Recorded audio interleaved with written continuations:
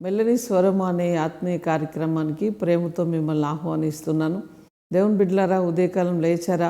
బాగున్నారా? బైబిల్ చదువుతూ ఉన్నారా? ఉదయకాలం లేవగానే ప్రార్థిస్తూ ఉన్నారా? ఉదయకాలం లేవగానే దేవుడి దగ్గరికి వెళ్తే ఆ చల్లపూట ఆ ప్రశాంతమైన మైండ్తో దేవునితో మాట్లాడితే ఆ రోజంతా సంతోషముగా ఉంటావు, ఆ రోజంతా సమాధానముతో ఉంటావు. నీ మీదికి రావలసిన దీవెనలు అన్నీ వచ్చినట్లుగా ప్రభు ఆజ్ఞాపిస్తాడు. మొట్టమొదటిగా ఆయనతో మాట్లాడడం. చూడండి, మనలాగనే కుటుంబం ఉన్నది, బిడ్డలు ఉన్నారు, భార్య ఉన్నది, భర్త ఉన్నాడు. కానీ ఆనోకు 300 సంవత్సరాలు దేవునితో నడిచాడట. మరి కొన్ని సంవత్సరాలు అంటే 300 సంవత్సరాలు నడిచిన తర్వాత ఇంకా యేసుప్రభు అన్నాడట, చాలా దూరం వచ్చేసావు ఆనోకు, ఇంకా వెనక్కి వెళ్తావా?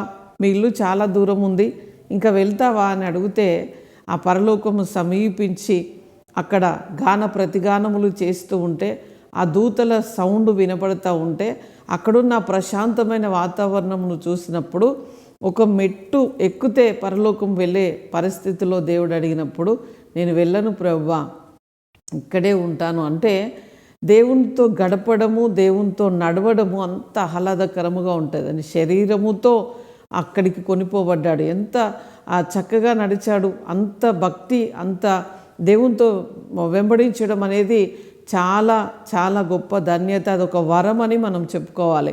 ఈరోజు దేవుని బిడ్డ క్రమముగా దేవునితో నడుస్తుంటే నువ్వు ఎత్తబడతావు. ఆయన రాకడలో ఈ శరీరముతో ఆయనతో నువ్వు కలిసి జీవించబోతున్నావు కనుక మీరు ప్రతిరోజు మాట్లాడడం అలవాటు చేసుకోండి. ప్రతిరోజు ఆయన వాక్యాన్ని చదవడం అలవాటు చేసుకోండి. వాగ్దానం చదువుతారు కదా, ఆ వాగ్దానమును కూడా మరల చదివి ఎత్తిపట్టి ప్రార్థన చేస్తూ ఉండండి. ఈరోజు ప్రభు మనతో మాట్లాడనైన వాగ్దానం యెషయా గ్రంథం 60వ అధ్యాయం 21వ వచనాన్ని చదువుదాం. నీ జనులందరూ నీతిమంతులై ఉందురు, నన్ను నేను మహిమపరుచుకున్నట్లు వారు నేను నాటిన కొమ్మలుగాను నేను చేసిన పనిగాను ఉండి దేశమును శాశ్వతముగా స్వతంత్రించుకుందరు. చూడండి, ఈరోజు ప్రభు ఏం మాట్లాడుతున్నాడు?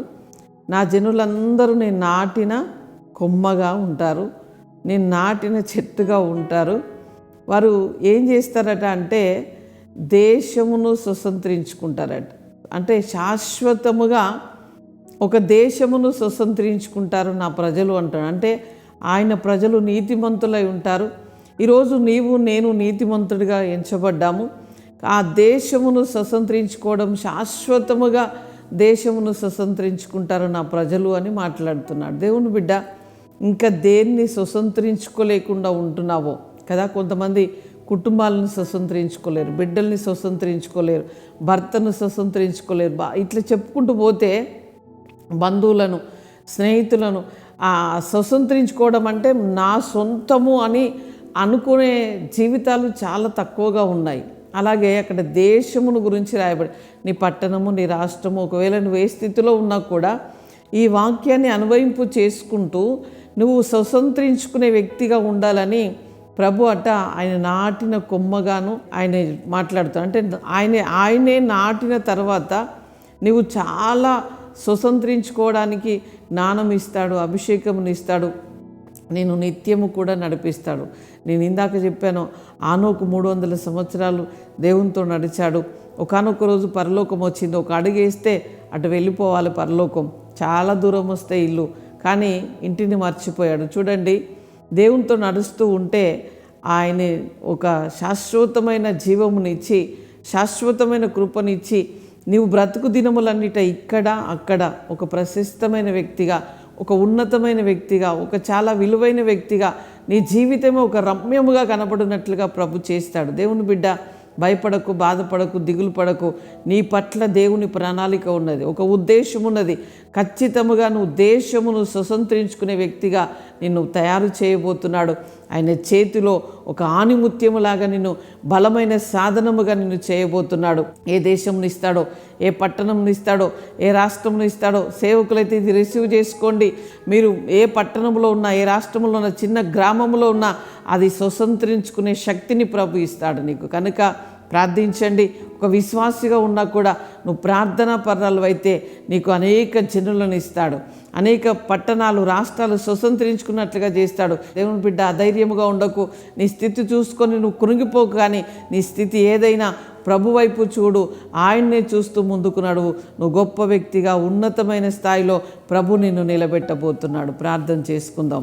పరిశుద్ధుడా, జీవము కలిగిన మా తండ్రి, నీకు స్తోత్రాలు అయ్యా. ఈరోజు ప్రభా నువ్వు నాటిన కొమ్మగాను అయ్యా తండ్రి, నీ బిడ్డల్ని ప్రభా మేమందరము కూడా ప్రభా దేశమును స్వతంత్రించుకునే వ్యక్తులుగా మీరు మమ్మల్ని శాశ్వతముగా దేశాన్ని స్వతంత్రించుకునే వ్యక్తులుగా చేస్తానని వాగ్దానం చేస్తున్నావు ప్రభా. ఎక్కడెక్కడ ఏదేది అయ్యా స్వతంత్రించుకోవాలో నీ బిడ్డలు అవన్నీ కూడా స్వతంత్రించుకునే భాగ్యము, అట్టి కృపను దయచేయండి అయ్యా. నీ బిడ్డల చేతి పనులు, ఉద్యోగాలు, వ్యాపారాలు దీవించండి. అనారోగ్యముతో ఉన్న వారిని ముట్టి స్వస్థపరచండి అయ్యా. నీ గాయపడిన హస్తం బిడ్డల్ని తాకాలని ప్రార్థిస్తున్నాం అయ్యా. వారి స్వస్థత ద్వారా నీ నామానికి గొప్ప మహిమ రావాలని మేము ప్రార్థిస్తున్నాం ప్రభా. చదువుకుంటున్న బిడ్డలు, ఎగ్జామ్ రాస్తున్న బిడ్డలకు చక్కటి జ్ఞానము, జ్ఞాపక శక్తి అయ్యా, మంచి ఆరోగ్యము, బలమునివ్వండి. ఎగ్జామ్ రాసేవారు ఆయా ఎగ్జామ్లో విజయము పొందినట్లుగా, ఇంకొక మెట్టు ఎక్కునట్లుగా మీరు సహాయము చేయమని ప్రార్థిస్తున్నాం. పెళ్లి రోజు అయా, పుట్టినరోజు జరుపుకుంటున్న నీ బిడ్డలకు శుభము, దీవెన, ఆశీర్వాదములు పలుకుతున్నాం. ఈ సంవత్సరం అంతా మేలు వెంట మేలు, కృప వెంబడి కృప వారిని వెంబడించాలి అయా. ఆరోగ్యము, క్షేమము, సమాధానం నీ బిడ్డల నోటి నిండా నవ్వు ఉండినట్లుగా తండ్రి, ఏదేది స్వతంత్రించుకోవాలో వాటన్నిటినీ స్వతంత్రించుకొని భాగ్యవంతులుగా, విద్యావంతులుగా ముందుకు వెళ్ళటకు సహాయము చేయమని, గొప్ప కార్యములు జరిగించమని మహిమ, ఘనత మీకు చెల్లిస్తూ యేసు నామంలో అడుగుచున్నాం తండ్రి. ఆమేన్, ఆమేన్. Praise the lord. God bless you.